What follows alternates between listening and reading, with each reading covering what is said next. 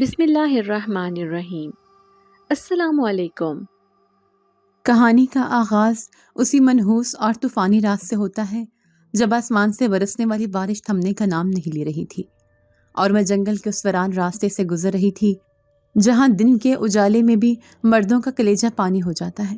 میرے قدموں کے نیچے سوکھے پتوں کی چڑچڑاہٹ بھی مجھے اپنے دل کی دھڑکن کی طرح سنائی دے رہی تھی اور ہوا کی سائیں سائیں کسی آسیبی مخلوق کے رونے جیسی معلوم ہو رہی تھی۔ میں زینب گاؤں کی دایا تھی اور پیٹ کی آگ بجھانے کے لیے مجھے اس وقت دوسرے گاؤں سے واپس آنا پڑا تھا کیونکہ اکرم کی بیماری اور گھر کی بدحالی نے مجھے نڈر بنا دیا تھا۔ مگر آج کی رات کچھ اور ہی معاملہ تھا۔ اچانک میرے کانوں میں ایک نوزائیدہ بچے کے رونے کی آواز پڑی جو اس طوفانی رات میں بجلی کی کڑک سے زیادہ خوفناک لگ رہی تھی۔ میں ٹھٹک کر رک گئی کیونکہ اس گھنے جنگل میں جہاں انسان کا گزر مشکل تھا وہاں ایک بچے کا ہونا ناممکنات میں سے تھا۔ میرے دل نے چاہا کہ میں کانوں پر ہاتھ رکھ کر بھاگ جاؤں مگر ممتا کے جذبے نے میرے قدم جکڑ لیے اور میں اس آواز کی سمت بڑھنے لگی جو ایک پرانے برگد کے درخت کے نیچے سے آ رہی تھی۔ وہاں پہنچ کر جو منظر میں نے دیکھا اس نے میرے خون کو منجمد کر دیا کیونکہ ایک انتہائی خوبصورت عورت جس کا حسن انسانی آنکھ کو خیرہ کر دینے والا تھا وہ درخت کی جڑ میں نیم مردہ حالت میں پڑی تھی اور اس کے پہلو میں ایک نوزائیدہ بچہ پڑا بلک رہا تھا۔ اس عورت کی آنکھیں عام انسانوں جیسی نہیں تھی بلکہ ان میں نیلی روشنی تیر رہی تھی اور اس کے جسم سے ایک عجیب سی خوشبو آ رہی تھی جو بارش کی بو پر حاوی تھی۔ میں نے ڈرتے ڈرتے اس کے قریب جا کر پوچھا کہ بیٹی تم کون ہو اور اس ویرانے میں کیا کر رہی ہو؟ تو اس نے میری طرف دیکھا اور اس کی آنکھوں میں ایسی التجا تھی کہ میں بیان نہیں کر سکتی۔ اس نے کانپتے ہوئے ہاتھ سے میرا ہاتھ تھاما تو مجھے ایسا لگا جیسے میں نے برف کی سل کو چھو لیا ہو۔ اس کے ہونٹ ہلے اور بہت مدھم آواز میں اس نے کہا کہ اسے چھپ کر پالنا یہ امانت ہے 20 سال تک۔ اس کے علاوہ وہ کچھ نہ کہہ سکی اور اس کی گردن ایک طرف ڈھلک گئی۔ میں ابھی اس کی موت پر افسوس بھی نہ کر پائی تھی کہ ایک ایسا ہولناک منظر میرے سامنے آیا جس نے میری چیخ نکال دی۔ اس عورت کا جسم میرے دیکھتے ہی دیکھتے مٹی کے ڈھیلے کی طرح بھربھرا ہو کر زمین میں دھنسنے لگا اور چند ہی لمحوں میں وہاں سوائے اس روتے ہوئے بچے کے اور کچھ باقی نہ رہا۔ زمین اس طرح ہموار ہو گئی جیسے وہاں کبھی کوئی وجود تھا ہی نہیں۔ میں نے گھبرا کر جلدی سے بچے کو اٹھا لیا اور اپنی چادر میں چھپا لیا کیونکہ مجھے یقین ہو گیا تھا کہ یہ کوئی معمولی واقعہ نہیں ہے اور یہ بچہ کوئی عام انسان نہیں ہے۔ گھر کا راستہ میں نے کیسے کاٹا یہ میں ہی جانتی ہوں کیونکہ مجھے ہر درخت کے پیچھے سے کسی کے جھانکنے کا گمان ہو رہا تھا اور وہ بچہ میری گود میں اس طرح خاموش ہو گیا جیسے وہ صدیوں کا جاگا ہوا ہو۔ جب میں اپنے کچے مکان پر پہنچی تو اکرم جاگ رہا تھا اور چھت سے ٹپکنے والے پانی کو برتنوں میں جمع کرنے کی ناکام کوشش کر رہا تھا۔ مجھے خالی ہاتھ اور گود میں ایک انجانے بچے کے ساتھ دیکھ کر اس کا پارا چڑھ گیا اور وہ برس پڑا کہ یہ کس کی بلا اٹھا لائی ہو۔ زینب ہمارے پاس تو اپنے پیٹ بھرنے کے لالے پڑے ہیں اور تم ایک اور مصیبت لے آئی۔ اکرم کی آواز میں بھوک اور افلاس کا غصہ تھا اور میں جانتی تھی کہ وہ غلط نہیں کہہ رہا مگر میں اس بچے کو وہاں جنگل میں مرنے کے لیے نہیں چھوڑ سکتی تھی۔ میں نے اکرم کو سمجھانے کی کوشش کی کہ یہ اللہ کی دین ہے اور شاید اس کے نصیب کا رزق بھی ہمارے گھر آ جائے مگر اکرم نے غصے سے بچے کو میری گود سے چھیننا چاہا تاکہ اسے باہر پھینک سکے۔ اسی لمحے ایک معجزہ ہوا جس نے ہم دونوں میاں بیوی کو پتھر کا بنا دیا۔ جو ہی اکرم کا ہاتھ اس بچے کے وجود سے چھوا تو اچانک چھت سے ٹپکتا ہوا پانی بند ہو گیا اور باہر جو طوفان برپا تھا اس کا شور بھی تھم گیا۔ ہم دونوں نے حیرت سے اوپر دیکھا جہاں سے ابھی موسلا دھار بارش کا پانی ہمارے بستروں کو بھگو رہا تھا۔ وہاں اب خشک مٹی تھی۔ اکرم نے حیرت سے مجھے اور پھر اس بچے کو دیکھا جو اب اپنی بڑی بڑی سیاہ آنکھوں سے اکرم کو گھور رہا تھا۔ اکرم لڑکھڑاتے ہوئے قدموں سے باورچی خانے کی طرف گیا جہاں آٹے کا کنستر مہینوں سے خالی پڑا تھا۔ اس کی چیخ نما آواز آئی، زینب ادھر آؤ۔ اور جب میں وہاں گئی تو دیکھا کہ وہ خالی کنستر آٹے سے بھرا ہوا تھا اور گھی کا ڈبہ بھی لبریز تھا۔ اکرم کی آنکھوں میں جو غصہ تھا وہ اب لالچ اور حیرت میں بدل چکا تھا۔ اس نے کانپتے ہوئے لہجے میں کہا کہ زینب یہ بچہ تو بھاگ والا ہے، یہ تو ہمارے لیے سونا لے کر آیا ہے۔ اور اس رات ہم نے اس بچے کا نام زاویہ رکھا جس کا مطلب تو مجھے نہیں معلوم تھا مگر اس کے آنے سے ہماری تقدیر کے زاویے ضرور بدل گئے تھے۔ وقت پر لگا کر اڑنے لگا اور زاویار ہمارے گھر میں پلنے لگا، مگر وہ دوسرے بچوں جیسا نہیں تھا۔ اس کے بڑھنے کی رفتار بھی عجیب تھی اور اس کی عادتیں بھی پراسرار تھی۔ وہ بہت کم روتا تھا اور جب بھی روتا تو گھر کی دیواریں لرزنے لگتی۔ مجھے اکثر راتوں کو محسوس ہوتا کہ زاویار اپنی چرپائی پر نہیں ہے، اور جب میں ہڑبڑا کر اٹھتی تو وہ اندھیرے میں کمرے کے کسی کونے میں بیٹھا کسی اندیکھی مخلوق سے باتیں کر رہا ہوتا تھا۔ میں نے کئی بار اکرم سے اس بات کا ذکر کیا، مگر دولت کی ریل پیل نے اکرم کی آنکھوں پر پٹی باندھ دی تھی۔ ہمارے کچے مکان کی جگہ اب ایک پکی حویلی نے لے لی تھی اور ہمارے کھیت جو کبھی بنجر تھے اب سونا اگل رہے تھے۔ اکرم گاؤں کا چوہدری بن چکا تھا اور یہ سب زاویار کے قدموں کی برکت تھی۔ لوگ کہتے تھے کہ اکرم نے کوئی خزانہ ڈھونڈ لیا ہے، مگر کوئی یہ نہیں جانتا تھا کہ ہمارا خزانہ وہ بچہ ہے جس کی اصل حقیقت سے خود ہم بھی انجان تھے۔ زاویار کے جسم میں ایک عجیب سی ٹھنڈک تھی۔ گرمیوں کی تپتی دوپہر میں بھی اس کا ماتھا برف کی طرح ٹھنڈا رہتا تھا، اور اگر کبھی غلطی سے اس کا ہاتھ میرے ہاتھ سے چھو جاتا تو میرے جسم میں ایک سنسنی سی دوڑ جاتی تھی۔ اس کی آنکھیں اتنی گہری تھیں کہ ان میں جھانکنے والا راستہ بھول جائے۔ وہ اکثر گھنٹوں آسمان کی طرف دیکھتا رہتا، جیسے کسی کا انتظار کر رہا ہو۔ پھر اللہ نے مجھے میری اپنی اولاد سے نوازا اور نور میری گود میں آئی۔ مجھے ڈر تھا کہ کہیں زاویار نور سے حسد نہ کرے یا اسے نقصان نہ پہنچائے، کیونکہ وہ انسانی فطرت سے عاری معلوم ہوتا تھا، مگر میرا یہ ڈر بے بنیاد ثابت ہوا۔ جس دن نور پیدا ہوئی، زاویار پہلی بار مسکرایا تھا، اور اس کی وہ مسکراہٹ دیکھ کر میرے دل کا سارا خوف دور ہو گیا تھا۔ نور کے لیے زاویار صرف بھائی نہیں بلکہ ایک سایہ تھا۔ وہ ہر وقت نور کے آس پاس رہتا، اور اگر نور کو ذرا سی بھی تکلیف ہوتی تو زاویار کا چہرہ غصے سے سرخ ہو جاتا۔ مجھے یاد ہے ایک بار نور صحن میں کھیل رہی تھی اور ایک زہریلا سانپ اس کی طرف بڑھا تھا۔ میں نے چیخنا چاہا مگر میری آواز حلق میں اٹک گئی، لیکن اس سے پہلے کہ سانپ نور کو ڈستا، زاویار نے اسے اپنی نظروں سے گھورا اور وہ سانپ وہیں راکھ کا ڈھیر بن گیا۔ یہ منظر صرف میں نے دیکھا تھا، اور اس دن مجھے یقین ہو گیا تھا کہ زاویار کے اندر کوئی نوری یا ناری مخلوق چھپی بیٹھی ہے۔ میں نے زاویار سے پوچھا کہ بیٹا یہ تم نے کیسے کیا؟ تو اس نے بڑی معصومیت سے کہا، ماں میں نے تو کچھ نہیں کیا، وہ خود ہی جل گیا۔ لیکن میں جانتی تھی کہ وہ مجھ سے چھپا رہا ہے۔ وہ مجھ سے بہت محبت کرتا تھا اور مجھے ماں کہہ کر پکارتا تھا، تو میرا دل بھر آتا تھا، حالانکہ میں جانتی تھی کہ وہ میرا خون نہیں ہے۔ زاویار اب 19 سال کا ہو چکا تھا اور اس کا حسن پورے علاقے میں مشہور تھا۔ اس کا قد کاٹ کسی شاہی شہزادے جیسا تھا، اور اس کی شخصیت میں ایسا روب تھا کہ گاؤں کے بڑے بڑے بدماش بھی اس کے سامنے نظریں اٹھا کر بات نہیں کر پاتے تھے۔ لیکن اس کے ساتھ ساتھ گاؤں میں چہم گوئیاں بھی شروع ہو گئی تھیں۔ لوگ کہتے تھے کہ چوہدری اکرم کا بیٹا انسان نہیں ہے، کیونکہ کسی نے اسے رات کو جنگل میں اڑتے ہوئے دیکھا تھا، تو کسی نے اسے بھاری پتھروں کو تنکے کی طرح اٹھاتے ہوئے۔ ان باتوں کا اثر اکرم پر بھی ہو رہا تھا، مگر اس کا خوف زاویار کے لیے نہیں بلکہ اپنی دولت کے لیے تھا۔ اسے ڈر تھا کہ کہیں زاویار ہمیں چھوڑ کر چلا نہ جائے یا لوگ اسے ہم سے چھین نہ لیں۔ اکرم کا رویہ اب زاویار کے ساتھ بدلا بدلا سا تھا۔ وہ اس کی بہت زیادہ خوش آمد کرنے لگا تھا اور چاہتا تھا کہ کسی طرح زاویار کو ہمیشہ کے لیے اس گھر سے باندھ لے۔ اسی لالچ میں اکرم نے ایک فیصلہ کیا جس نے ہماری ہنستی بستی دنیا میں آگ لگا دی۔ اکرم کا ایک پرانا دوست تھا جس کی بیٹی رملہ بہت خوبصورت مگر انتہائی مغرور اور تیز ترار لڑکی تھی۔ اکرم نے فیصلہ کیا کہ وہ زاویار کی شادی رملہ سے کر دے گا، تاکہ زاویار شادی کے بندھن میں بندھ کر ذمہ دار ہو جائے اور کہیں جا نہ سکے۔ میں نے اکرم کو بہت سمجھایا کہ زاویار ابھی شادی کے قابل نہیں ہے اور وہ عام انسانوں جیسا نہیں ہے۔ ہم کسی کی بیٹی کو دھوکے میں نہیں رکھ سکتے۔ میں نے اکرم کو وہ رات یاد دلائی جب اس کی ماں نے کہا تھا کہ یہ 20 سال کی امانت ہے اور اب وہ وقت قریب آ رہا تھا، مگر اکرم نے میری ایک نہ سنی اور کہا کہ زینب تم پاگل ہو گئی ہو، 20 سال گزر گئے ہیں، اب وہ ہمارا ہی بیٹا ہے اور یہ سب تمہارا وہم ہے کہ وہ کوئی جن یا بھوت ہے۔ وہ بس اللہ کا ایک ولی ہے جس کی دعاؤں سے ہم امیر ہوئے ہیں۔ اکرم نے اپنی ضد نہیں چھوڑی اور رملہ کے گھر رشتہ بھیج دیا۔ رملہ تو جیسے اسے انتظار میں تھی، وہ زاویار کی خوبصورتی اور ہماری دولت پر مرتی تھی، اس لیے وہاں سے فوراً ہاں ہو گئی۔ جب میں نے یہ بات زاویار کو بتائی تو اس کا رد عمل ایسا تھا جس نے مجھے اندر تک ہلا دیا۔ وہ میرے قدموں میں بیٹھ گیا اور میرا ہاتھ اپنے ٹھنڈے ہاتھوں میں لے کر بولا، ماں میں شادی نہیں کر سکتا، آپ جانتی ہیں کہ میں کون ہوں، میں انسانوں کے ساتھ رشتہ نہیں جوڑ سکتا، یہ رملہ کے لیے بھی خطرناک ہے اور میرے لیے بھی۔ اس کی آنکھوں میں پہلی بار میں نے خوف دیکھا تھا۔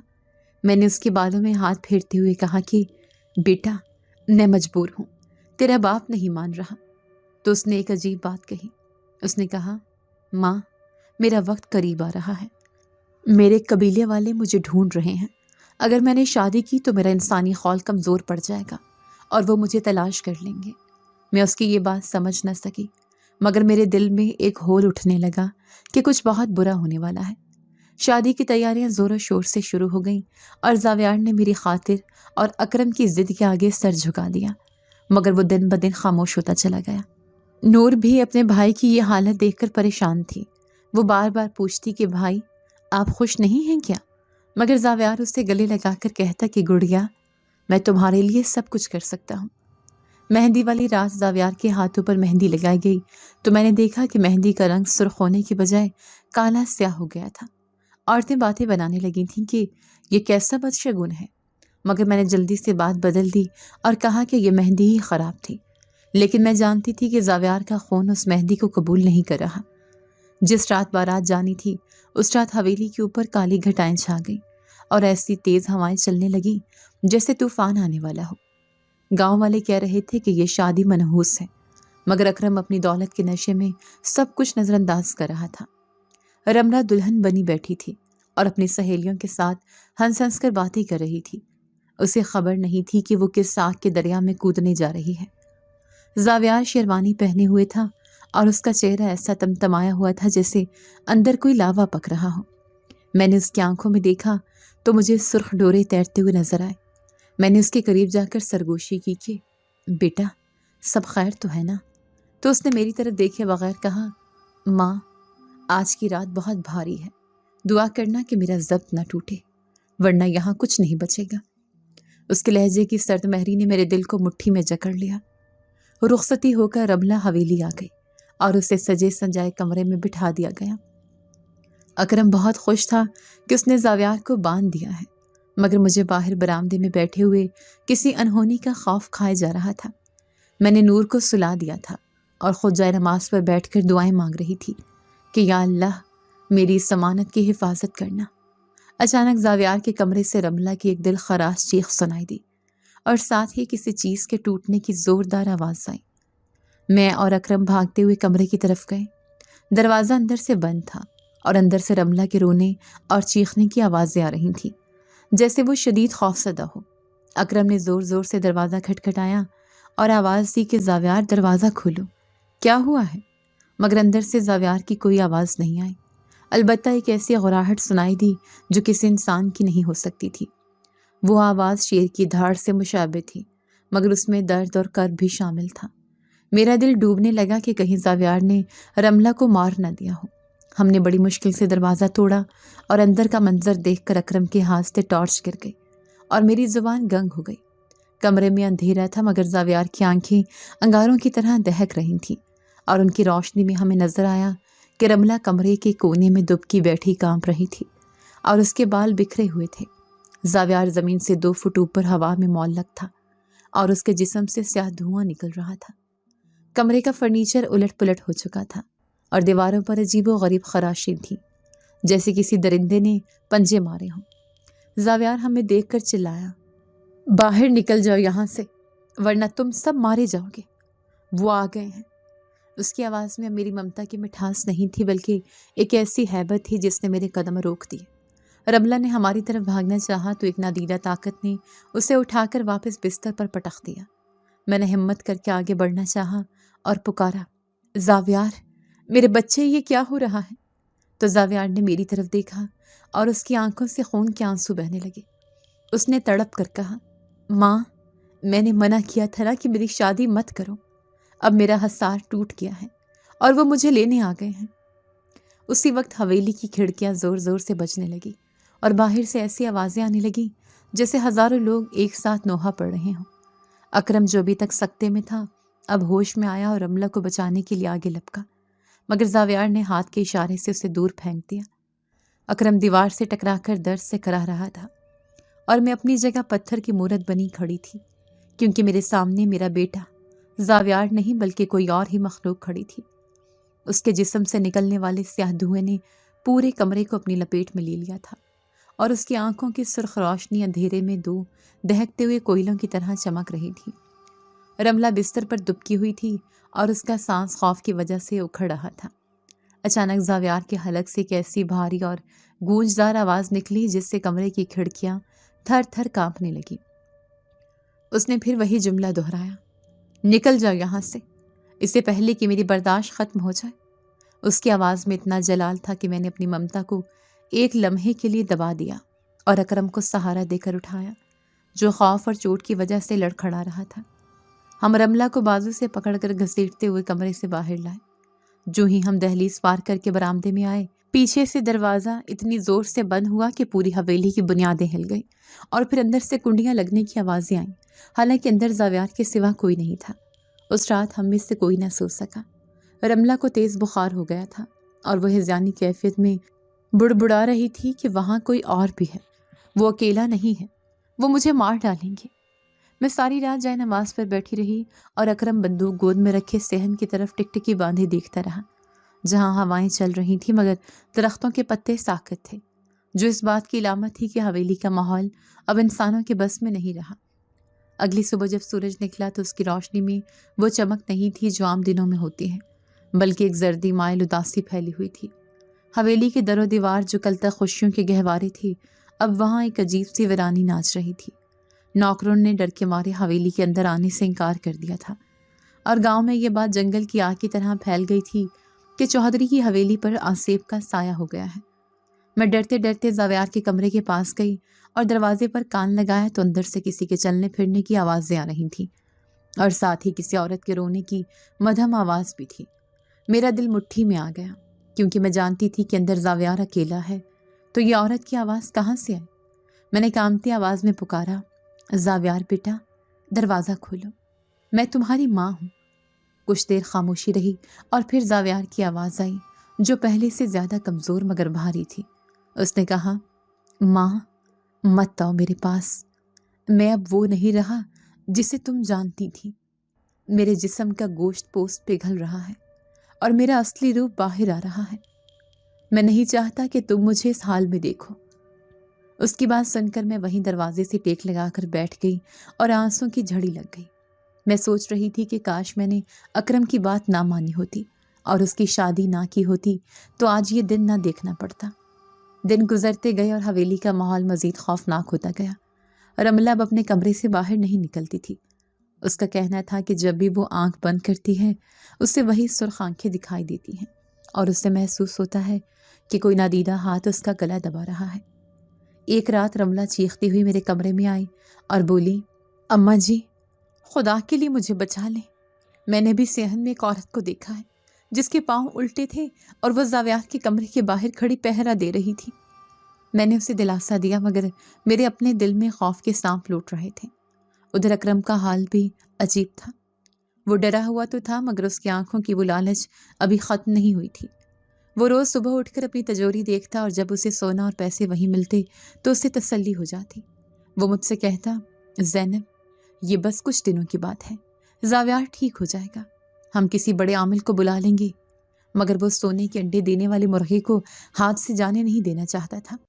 اسے اس بات کا اندازہ نہیں تھا کہ ہم کس تباہی کے دہانے پر کھڑے ہیں۔ زاویار نے کھانا پینا چھوڑ دیا تھا۔ میں روز اس کے دروازے کے باہر کھانا رکھاتی تھی مگر شام کو وہ کھانا ویسا ہی پڑا ملتا، البتہ برتنوں پر کچھ عجیب سے نشانات ہوتے جیسے کسی جانور نے اسے سونگھا ہو۔ چوتھے روز نور میرے پاس آئی اور بولی، ماں، مجھے بھائی کے پاس جانا ہے، مجھے ان کی بہت یاد آ رہی ہے۔ میں نے اس سے منع کیا کہ بیٹا، وہاں جانا خطرے سے خالی نہیں ہے، مگر نور نے ضد کی اور کہا کہ مجھے بھائی کچھ نہیں کہیں گے، مجھے یقین ہے۔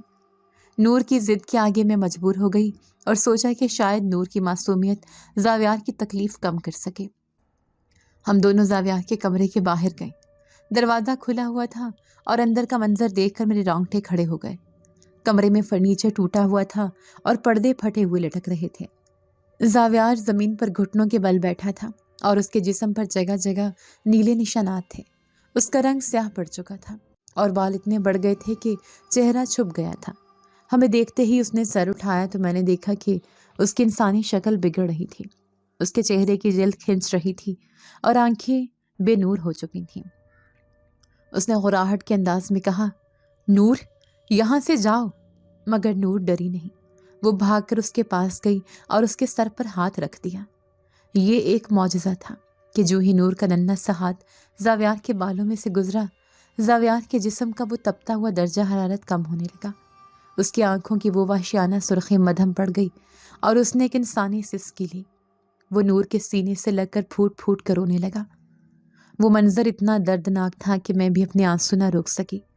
یہ بہن بھائی کا پاکیزہ تعلق ہی تھا جس نے اس کے اندر کی انسانیت کو ابھی تک تھام رکھا تھا، ورنہ اس کے اندر کا جن تو سب کچھ بھسم کرنے کو تیار بیٹھا تھا۔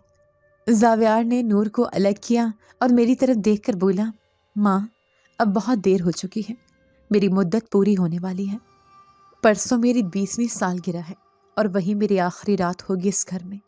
وہ لوگ مجھے لینے آ رہے ہیں اور وہ اکیلے نہیں آئیں گے بلکہ اپنے ساتھ ایک جنگ لے کر آئیں گے۔ اس نے مجھے خبردار کیا کہ ماں، رملہ کو سمجھاؤ کہ وہ کوئی الٹی سیدھی حرکت نہ کرے ورنہ انجام بہت برا ہوگا۔ مجھے محسوس ہو رہا ہے کہ اس کے دماغ میں کچھ چل رہا ہے جو ہم سب کی موت کا سبب بن سکتا ہے۔ میں زاویار کی یہ بات سن کر چونک گئی کیونکہ مجھے بھی رملہ کے تیور ٹھیک نہیں لگ رہے تھے۔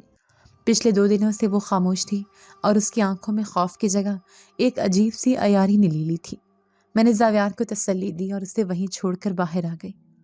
میرا دل کہہ رہا تھا کہ یہ طوفان سے پہلے کی خاموشی ہے۔ اکرم کو جب میں نے زاویار کی وارننگ کے بارے میں بتایا تو اس نے ہنس کر ٹال دیا اور کہا کہ وہ لڑکا پاگل ہو گیا ہے، اسے باندھ کر رکھنا پڑے گا۔ اگلی رات حویلی میں عجیب و غریب واقعات ہونے لگے۔ کبھی چھت پر کسی کے بھاری قدموں کی آواز آتی جیسے کوئی دیو ہیکل مخلوق چل رہی ہو، تو کبھی صحن میں لگے درختوں سے خون ٹپکنے لگتا۔ مویشی باڑے میں جانوروں نے اتنا شور مچایا کہ ہم سب باہر بھاگے تو دیکھا کہ ہمارے سب سے قیمتی بھینسیں مردہ پڑی تھیں اور ان کے جسم نیلے پڑ چکے تھے۔ یہ پہلا مالی نقصان تھا جس نے اکرم کو ہلا کر رکھ دیا۔ وہ سر پکڑ کر بیٹھ گیا اور چلانے لگا کہ یہ کیا ہو رہا ہے، میری دولت برباد ہو رہی ہے۔ اسی افراتفری میں میری نظر رملہ پر پڑی جو برآمدے کے ستون کے پیچھے چھپی کسی سے فون پر بات کر رہی تھی۔ میں نے دھیان دیا تو وہ کہہ رہی تھی کہ ہاں، وہ قابو میں نہیں آ رہا، اب بس جلدی آ جائے، میں منہ مانگی قیمت دوں گی، بس اسے میرا غلام بنا دے تاکہ یہ ساری دولت میری ہو جائے۔ میرے پیروں تلے سے زمین نکل گئی۔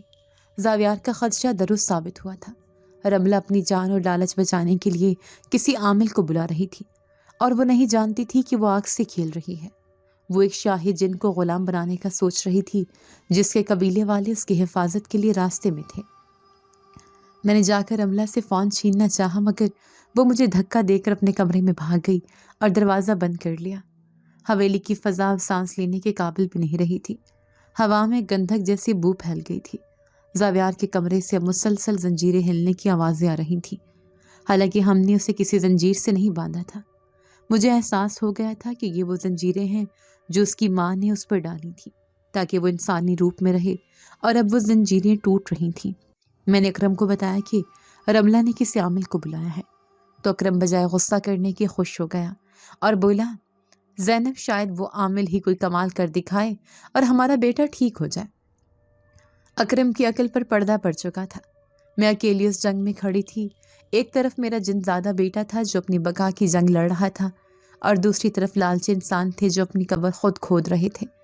رات گہری ہوتی جا رہی تھی اور کل زاویار کی 20ویں سالگرہ کا سورج طلوع ہونے والا تھا۔ مجھے کیا معلوم تھا کہ یہ سورج طلوع تو ہوگا مگر اپنے ساتھ ایسی تباہی لائے گا جس کی داستانیں لوگ صدیوں تک سنائیں گے۔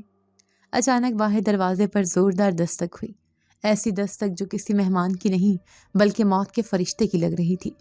رملہ بھاگتی ہوئی گئی اور دروازہ کھول دیا۔ باہر ایک کالی چادر میں لپٹا ہوا پراسرار شخص کھڑا تھا جس کے ہاتھ میں ہڈیوں کی مالا تھی۔ یہ وہی عامل تھا جسے رملہ نے ہماری بربادی کے لیے بلایا تھا، اور اس کے قدم رکھتے ہی حویلی کی بتی گل ہو گئی اور ایک ایسی گہری اور لرزہ خیز تاریکی نے ہمیں اپنی لپیٹ میں لے لیا جو عام راتوں کا اندھیرا نہیں تھا بلکہ یوں محسوس ہوتا تھا جیسے کسی نے ہماری آنکھوں پر سیاہ پٹی باندھ دی ہو۔ زاویار کی وہ دلخراش چیخ ابھی فضا میں گونج ہی رہی تھی کہ عامل نے اپنی جیب سے ایک عجیب سی مشعل نکال کر جلائی، جس کی روشنی زرد اور بیمار سی تھی، مگر اس سے اس کا چہرہ اور بھی بھیانک لگ رہا تھا۔ اس کی آنکھیں بلے جیسی تھیں اور گلے میں پڑی ہڈیوں کی مالا ایک دوسرے سے ٹکرا کر خشک اور ڈراؤنی آواز پیدا کر رہی تھی۔ میں نے آگے بڑھ کر اس کا راستہ روکنا چاہا اور ہاتھ جوڑ کر کہا کہ خدا کے لیے میرے بیٹے پر رحم کرو، وہ بیمار ہے، اسے کسی دم درود کی نہیں بلکہ سکون کی ضرورت ہے۔ مگر رملہ نے مجھے زور سے دھکا دیا اور میں لڑکھڑا کر دیوار کے ساتھ جا لگی۔ رملہ کی آنکھوں میں جنون تھا۔ اس نے اپنے گلے سے سونے کا ہار اتارا اور عامل کے قدموں میں پھینکتے ہوئے بولی کہ بابا جی، یہ تو بس شروعات ہے، آپ بس اس بلا کو قابو کر دیں تاکہ یہ حویلی اور یہاں کا خزانہ میرا ہو جائے اور یہ زاویار میرے اشاروں پر ناچے۔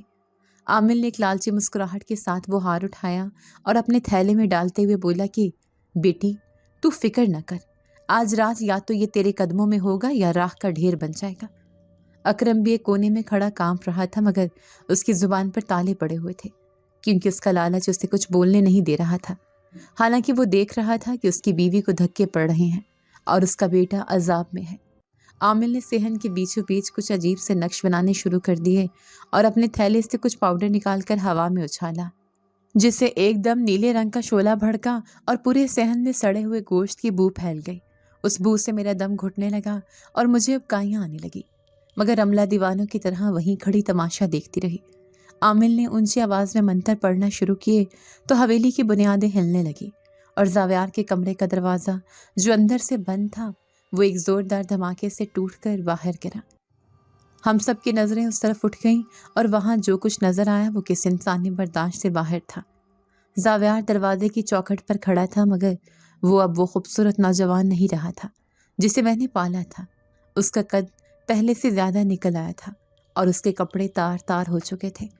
اس کے جسم کی جلد پر سرخ رنگ کے عجیب و غریب نشانات ابھر آئے تھے جو اندھیرے میں چمک رہے تھے، اور اس کی آنکھوں کی جگہ اب صرف دو سیاہ گڑھے تھے جن میں آگ دہک رہی تھی۔ وہ چل نہیں رہا تھا بلکہ زمین سے کچھ انچ اوپر تیرتا ہوا ہماری طرف آ رہا تھا۔ اس کے ہر قدم پر حویلی کا فرش چٹخ رہا تھا جیسے کوئی بہت بھاری چیز اس پر رکھی جا رہی ہو۔ رملہ اسے دیکھ کر چیخی اور عامل کے پیچھے چھپ گئی۔ عامل نے بلند آواز میں کچھ پڑھتے ہوئے مٹھی بھر راکھ زاویار کی طرف پھینکی۔ جو ہی وہ راکھ زاویار کے جسم سے ٹکرائی، اس کے جسم سے دھواں نکلنے لگا اور اس نے درد سے بلبلاتے ہوئے ایک ایسی فلک شگاف چیخ ماری کہ صحن میں لگے ہوئے سارے بلب ٹوٹ کر بکھر گئے۔ مجھے لگا جیسے میرا کلیجہ پھٹ جائے گا۔ میں بھاگ کر زاویار کی طرف گئی تاکہ اسے بچا سکوں، مگر ایک نادیدہ دیوار نے مجھے اس کے قریب جانے سے روک دیا۔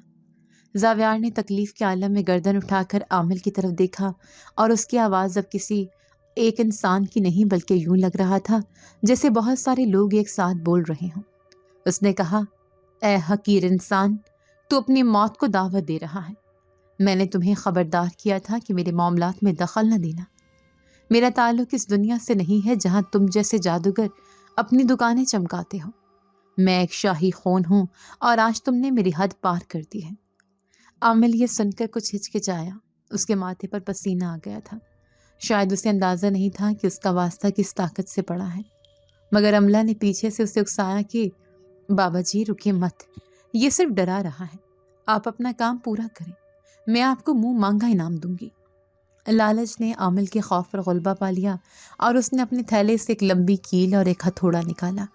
اس نے ایک پتلا زمین پر رکھا اور زاویار کا نام لے کر اس پتلے کے سینے میں کیل ٹھوکنے لگا۔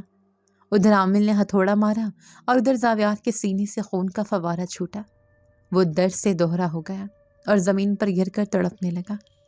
میرا بیٹا میری آنکھوں کے سامنے تڑپ رہا تھا اور اس کا باپ خاموش تماشائی بنا کھڑا تھا۔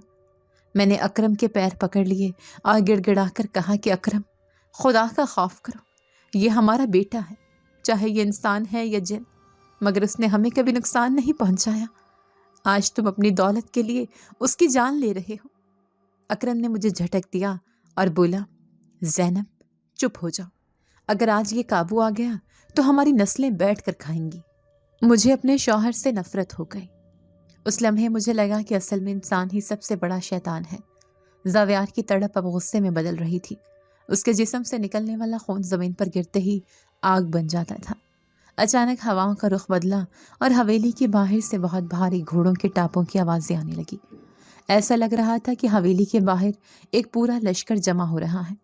عامل کا ہاتھ رک گیا۔ اس نے ڈرتے ہوئے ادھر ادھر دیکھا، کیونکہ اب اسے بھی محسوس ہو گیا تھا کہ اس نے غلط دروازے پر دستک دے دی ہے۔ زاویار جو اب تک زمین پر پڑا تھا اچانک ہوا میں سیدھا کھڑا ہو گیا۔ اس کے جسم کے زخم خود بخود بھرنے لگے اور اس کا قد مزید بڑھنے لگا۔ اس نے ایک زوردار کہکا لگایا جو اتنا بھیانک تھا کہ رملہ نے اپنے کانوں پر ہاتھ رکھ لیا۔ زاویار نے عامل کی طرف اشارہ کیا اور بولا، تیرا وقت ختم ہوا جادوگر، تو نے ایک سوئے ہوئے طوفان کو چھیڑا ہے، اب دیکھ میرا انتقام۔ عامل نے گھبرا کر کچھ پڑھنا چاہا مگر اس کی آواز اس کے حلق میں ہی رہ گئی۔ زاویار نے ہاتھ کا ایک اشارہ کیا اور عامل ہوا میں ایسے اٹھ گیا جیسے وہ کوئی بے جان گڑیا ہو۔ وہ فضا میں ہاتھ پاؤں مارنے لگا۔ اس کی آنکھیں خوف سے باہر نکل آئی تھیں۔ زاویار نے اپنی سرخ انگارہ آنکھوں سے اسے گھورا اور عامل کا جسم ہوا میں ہی مڑنے تڑنے لگا۔ ہڈیوں کے ٹوٹنے کی کڑکڑاتی آوازیں پورے صحن میں گونجنے لگی اور رملہ خوف کے مارے زمین پر گر کر بے ہوش ہو گئی۔ عامل کی لاش ایک زوردار دھماکے کے ساتھ دیوار سے ٹکرائی اور نیچے گر کر ساکت ہو گئی۔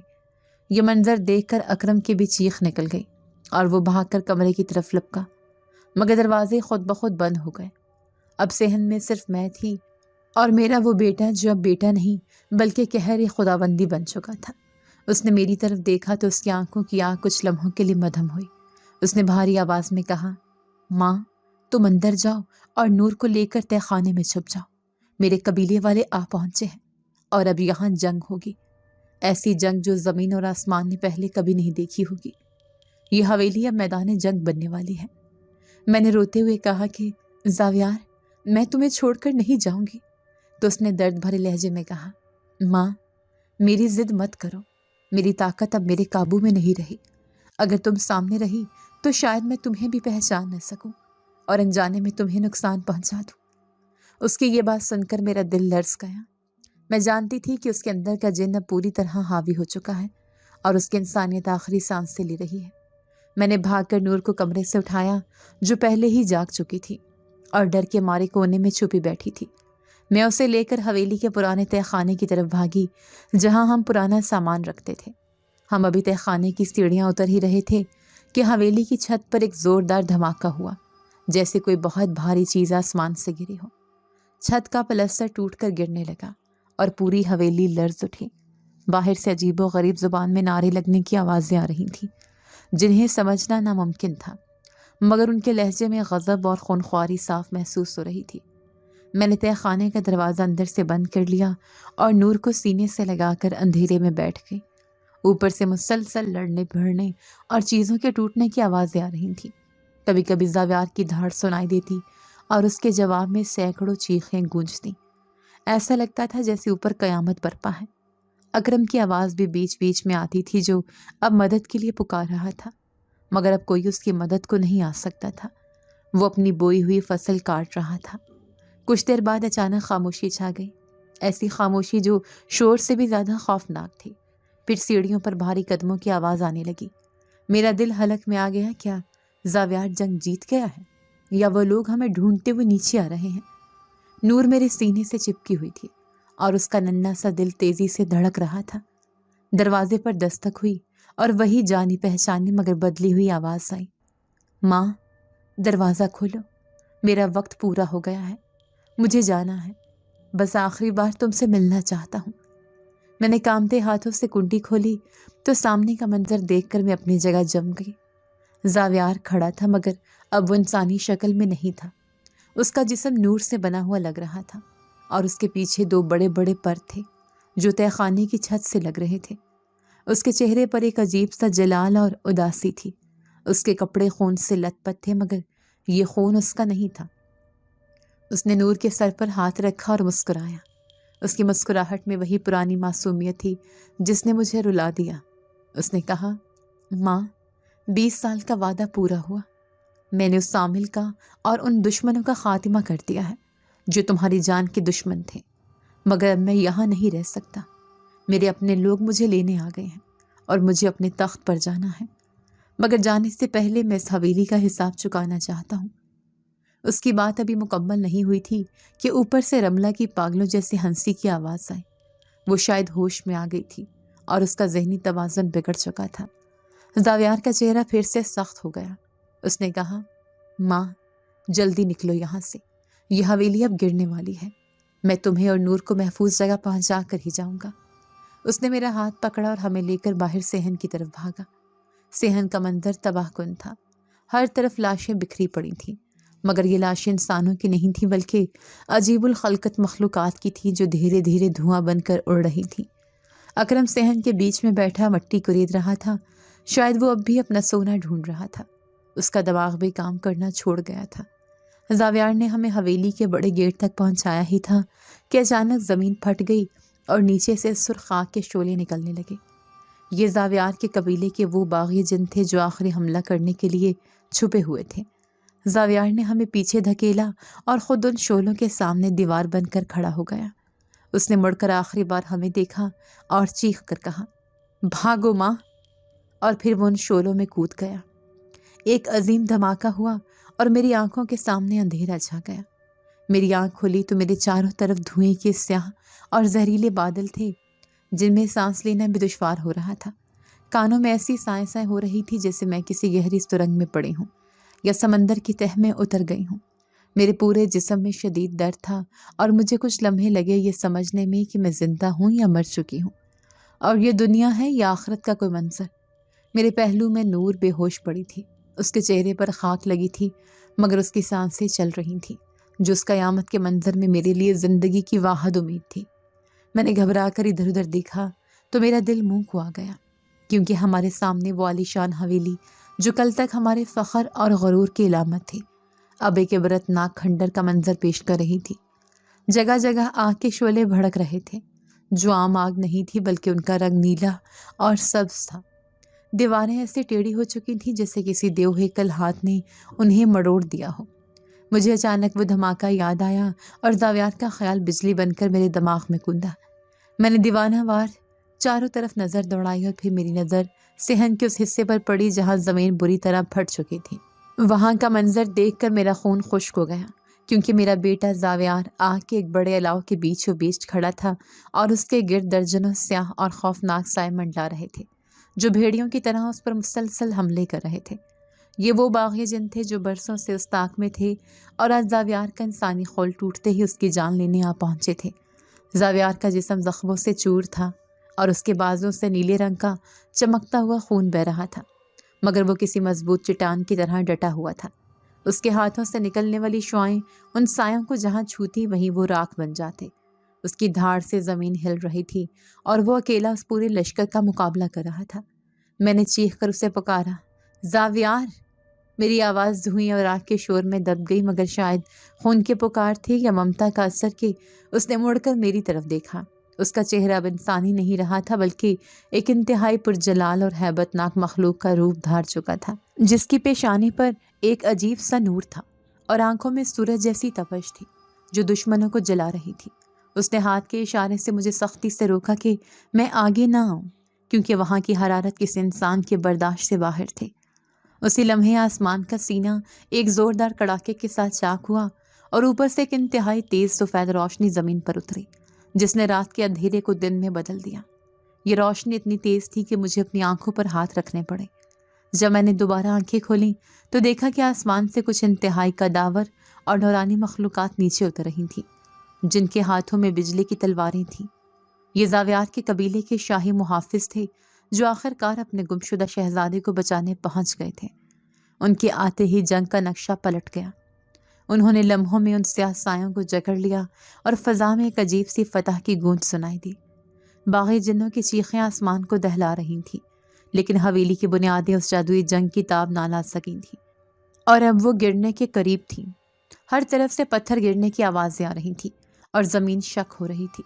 زاویار نے ان نورانی مخلوقات کو کچھ اشارہ کیا اور پھر تیزی سے ہماری طرف لپکا، کیونکہ ہم ابھی تک گیٹ کے پاس ملبے کے نیچے پھنسے ہوئے تھے اور ہمارے سر کے اوپر والا دیو ہیکل مرکزی ستون بنیادوں سے اکھڑ کر ٹوٹنے والا تھا۔ اگر وہ ستون گر جاتا تو میں اور نور ہمیشہ کے لیے اس ملبے تلے دفن ہو جاتے، موت کو اتنے قریب دیکھ کر میں نے نور کو اپنے آغوش میں چھپا لیا اور آنکھیں بند کر کے کلمہ پڑھنا شروع کر دیا، مگر اگلے ہی لمحے ایک زوردار دھماکہ ہوا اور وہ بھاری بھرکم ستون ہمارے اوپر گرنے کی بجائے ہوا میں ہی رک گیا۔ میں نے ڈرتے ڈرتے سر اٹھا کر دیکھا تو میری آنکھوں سے آنسو رواں ہو گئے۔ یہ منظر میں مرتے دم تک نہیں بھول سکتی۔ زاویار نے اپنے ایک کندھے پر اس گرتے ہوئے منو وزنی ستون کو روک رکھا تھا۔ اس کے پاؤں بوجھ کی وجہ سے زمین میں گھٹنوں تک دھنس گئے تھے اور اس کے چہرے کی رگیں تن گئی تھیں۔ اس کے منہ سے ایک دردناک چیخ نکل رہی تھی، مگر اس نے اس موت کے پہاڑ کو ہم تک پہنچنے نہیں دیا تھا۔ اس کا جسم کانپ رہا تھا مگر اس کا ارادہ اٹل تھا۔ اس نے بڑی مشکل سے گردن گھما کر میری طرف دیکھا اور اس کی آنکھوں میں وہ آگ نہیں تھی جو دشمنوں کے لیے تھی، بلکہ وہی پرانی محبت اور معصومیت امڈ آئی جو بچپن میں ہوا کرتی تھی جب وہ میری انگلی پکڑ کر چلتا تھا۔ اس نے ٹوٹے ہوئے اور بھاری لہجے میں کہا، ماں جلدی نکلو، میرا وقت ختم ہو گیا ہے، میں اسے زیادہ دیر تک نہیں روک پاؤں گا، میری طاقت جواب دے رہی ہے۔ جاؤ ماں، اپنی اور نور کی جان بچاؤ، ورنہ میری یہ قربانی ضائع جائے گی۔ میں جانا نہیں چاہتی تھی، میں اپنے بیٹے کو اس حال میں چھوڑ کر کیسے جا سکتی تھی جس نے اپنی جان خطرے میں ڈال کر ہمیں بچایا تھا۔ مگر زاویار نے غصے اور التجا سے دوبارہ کہا، ماں اگر تم زندہ رہو گی تو میں زندہ رہوں گا، خدا کے لیے جاؤ۔ میں نے روتے ہوئے بے ہوش نور کو اٹھایا اور اس راستے سے باہر بھاگی جو زاویار نے اپنی طاقت سے ہمارے لیے بنایا تھا۔ میرے پیروں میں کانٹے چبھ رہے تھے اور پتھر ٹکرا رہے تھے، مگر میں بھاگتی رہی۔ جو ہی ہم حویلی کی حدود سے باہر نکلے اور ذرا فاصلے پر پہنچے، پیچھے سے ایک ایسا کان پھاڑ دینے والا دھماکہ ہوا کہ زمین زلزلے کی طرح لرز اٹھی اور ہم گر پڑے۔ میں نے مڑ کر دیکھا تو وہ ستون اور پوری حویلی دھماکے کے ساتھ زمین بوس ہو رہی تھی اور ملبے کے بادل آسمان کو چھو رہے تھے۔ اس دھول اور مٹی کے طوفان میں مجھے زاویار کا ہیولا نظر آیا جو اب دھیرے دھیرے دھندلا رہا تھا۔ اس نے ہوا میں ہاتھ ہلایا جیسے آخری الوداع کہہ رہا ہو، اور پھر وہ نورانی مخلوقات اسے اپنے حصار میں لے کر روشنی کی ایک لکیر بن کر آسمان کی طرف پرواز کر گئی۔ میرا بیٹا، میری 20 سال کی کمائی، میری گود کا پالا ہوا وہ جنزادہ ہمیشہ کے لیے اپنی دنیا میں واپس چلا گیا تھا، مگر جاتے جاتے اس نے اپنے دودھ کا حق ادا کر دیا تھا اور ثابت کر دیا تھا کہ وہ انسان نہ ہو کر بھی اشرف المخلوقات سے بہتر تھا۔ جب دھول چھٹی اور صبح کا سورج اپنی پوری آب و تاب کے ساتھ نکلا تو وہاں کا منظر دیکھ کر گاؤں والوں کی عقلیں دنگ رہ گئیں۔ وہ عالی شان حویلی اب مٹی اور راکھ کا ایک ڈھیر بن چکی تھی۔ نہ کوئی دیوار سلامت تھی اور نہ کوئی چھت، بس ایک ویرانی تھی جو منہ چڑھا رہی تھی، اور سب سے حیرت انگیز اور عبرتناک منظر وہ تھا جو ہم نے حویلی کے کھنڈرات میں دیکھا۔ اکرم پاگلوں کی طرح اس ملبے کے اوپر بیٹھا تھا۔ اس کے کپڑے پھٹے ہوئے تھے اور وہ اپنے ہاتھوں سے مٹی کورید رہا تھا۔ وہ جس سونے اور دولت پر ناز کرتا تھا وہ سب کچھ زاویار کے جاتے ہی واپس مٹی بن چکا تھا، کیونکہ وہ دولت زاویار کی برکت سے تھی۔ وہ تجوری جس میں اس نے نوٹوں کی گڈیاں اور سونے کے بسکٹ رکھے تھے وہ اب ٹوٹی ہوئی تھی اور اس کے اندر صرف سوکھی مٹی کے ڈھیلے اور کالی راکھ پڑی تھی۔ زاویار کی موجودگی کی وجہ سے جو برکت اور دولت آئی تھی وہ اس کے سائے کے ساتھ ہی رخصت ہو گئی تھی۔ اکرم مٹھی میں مٹی بھرتا اور اسے ہوا میں اچھال کر دیوانہ وار ہنستا اور پھر روتا کہ میرا سونا کہاں گیا، میری دولت کہاں گئی۔ اس کا ذہنی توازن مکمل طور پر بگڑ چکا تھا۔ وہ بار بار مٹی کو چاٹتا کہ شاید اس میں سونے کا ذائقہ ہو، مگر وہاں صرف بربادی کا ذائقہ تھا۔ رملہ کا انجام اس سے بھی برا ہوا۔ وہ زندہ تو بچ گئی تھی مگر اس کی یادداشت جا چکی تھی اور وہ صدمے سے پاگل ہو گئی تھی۔ وہ گاؤں کی گلیوں میں پھٹے پرانے کپڑے پہنے گھومتی رہتی اور ہر گزرنے والے سے پوچھتی کہ کیا تم نے میری بارات دیکھی ہے؟ میرا دلہا آنے والا ہے، میں رانی بننے والی ہوں۔ وہ اسی وہم میں جی رہی تھی اور گاؤں کے بچے اسے پتھر مارتے تھے جو اس کی لالچ کا بدلہ تھا۔ حویلی کے گرنے کے بعد میں اور نور بے گھر ہو گئے تھے کیونکہ ہماری ساری جمع پونجی تو مٹی ہو چکی تھی۔ ہم نے گاؤں کے کنارے ایک چھوٹا سا کچا مکان کرائے پر لیا اور محنت مزدوری کر کے پیٹ پالنے لگے۔ زندگی بہت مشکل ہو گئی تھی۔ وہ شان و شوکت، وہ گاڑیاں، وہ نوکر چاکر، سب خواب و خیال ہو گیا تھا۔ ہم 2 وقت کی روٹی کو بھی ترستے تھے، مگر عجیب بات یہ تھی کہ اس غربت میں بھی ایک ایسا سکون تھا جو اس محل میں نہیں تھا۔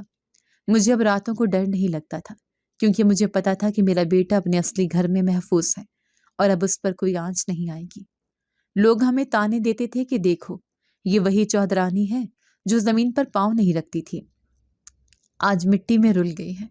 اکرم کبھی کبھی ہمارے گھر کے باہر آ جاتا اور دروازے پر سر رگڑتا، مگر اب اس کی آنکھوں میں پہچان نہیں تھی، وہ بس بھوک مٹانے آتا تھا۔ میں اسے روٹی کا ٹکڑا دے دیتی جسے وہ جانوروں کی طرح کھاتا اور چلا جاتا۔ قدرت کا انتقام ایسا ہی ہوتا ہے، جب انسان ناشکرا ہو جائے اور اللہ کی امانت میں خیانت کرے تو نعمتیں اسی طرح چھن جاتی ہیں۔ لیکن کہانی یہاں ختم نہیں ہوتی۔